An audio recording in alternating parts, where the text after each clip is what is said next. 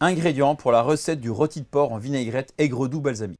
Pour 4 personnes, 800 g de rôti de porc, 4 navets blancs ronds, 100 g de miel, 1 décilitre d'huile d'olive, 1 décilitre d'huile de sésame grillée, un demi-décilitre de vinaigre balsamique, 1 décilitre de sauce soja, une quantité suffisante de fleur de sel, une quantité suffisante de poivre et baies roses.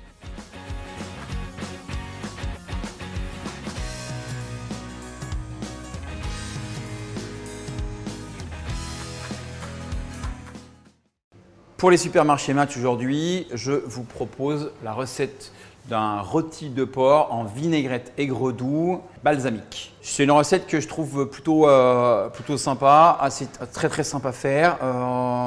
L'idée était de faire cet aigre doux avec le côté un peu mielé, une huile de sésame grillée qui va apporter un peu de note un peu fruits secs et en même temps supprimer la moutarde puisque je vais y ajouter des lames de navets très fines qui va avoir le côté moutardé, le côté piquant, qui va pouvoir amener un peu de peps sur la partie, sur le rôti de porc, puisque le côté moutardé, le côté acide est révélateur du goût sur le rôti de porc.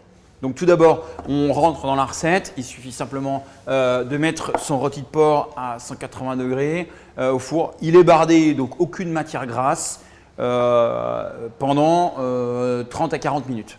180 degrés, j'ai déjà dit, mais c'est pas grave. Je vais faire une vinaigrette émulsionnée.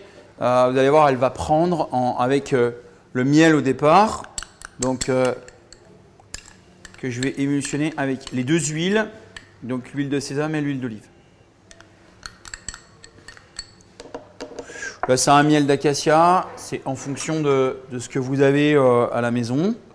Acacia, si vous voulez une note un peu plus puissante, vous pouvez utiliser du miel de sapin, le plus doux étant le miel de fleurs. Voilà. On va voir ce que ça dit tout de suite.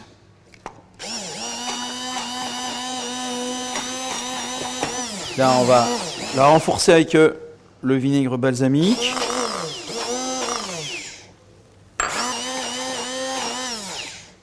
Je vais ajouter mon mélange baies roses, poivre noir. Je vais remixer aussi. N'ayez pas peur de mixer, ça va mixer en même temps le poivre, ça va éclater les saveurs. Ça peut l'allier aussi un peu.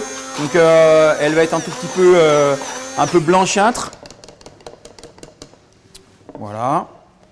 Voilà, après notre cuisson, notre viande va venir en repos ici. Je vais récupérer ce jus que je vais ajouter à ma vinaigrette. Donc il reste plein de sucre.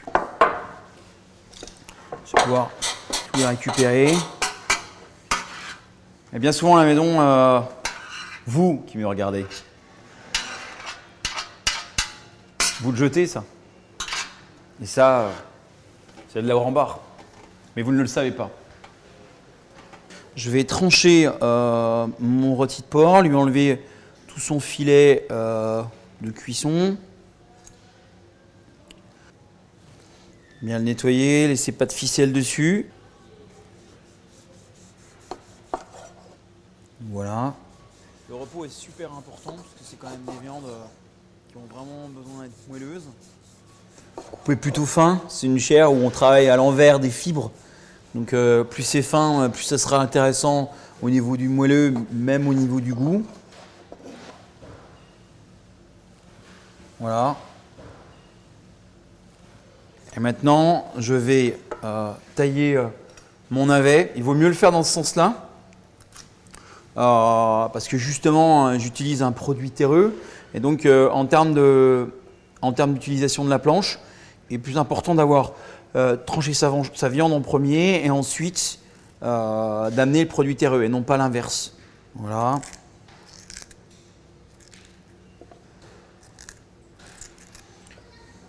Le but du navet qui va venir dessus à la fin, c'est d'apporter de la fraîcheur, du croquant, en même temps le côté cette saveur un peu moutardeux et un peu piquante, comme je l'ai dit tout à l'heure. Il nous reste à mettre un petit peu de sauce soja. vais venir saucer ma viande. La fleur de sel. Et donc pour terminer, donc les petites lames de navet qui vont venir juste dessous comme ça.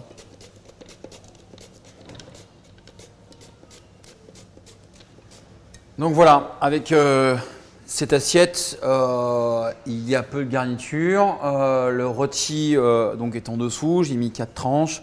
Les petites lames de navet qui viennent dessus pour apporter juste l'acidité avec la vinaigrette légèrement mielée.